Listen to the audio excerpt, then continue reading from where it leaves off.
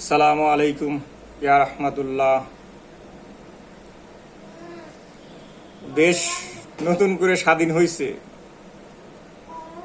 এটা বাজারে গেলে বোঝা যায় যে না, আসলে দেশ স্বাধীন হয়েছে।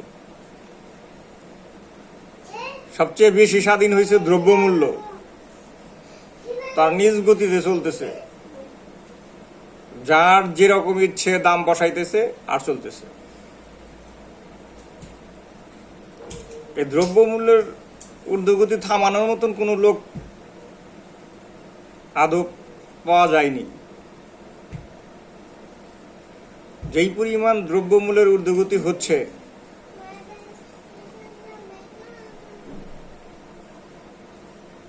বর্তমানে মধ্যবিত্ত বলতে কিছু নেই, তারা নিম্নবিত্তের কাতারে চলে গেছে, আর নিম্নবিত্ত ক্ষয়রাতি করতেছে।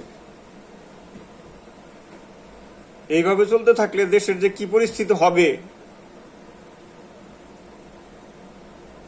এটা আমি আপনাদের কাছে জানতে চাই। কমেন্টে একটু জানিয়ে দিন। কথাগুলো ভালো লাগলে লাইক দিন,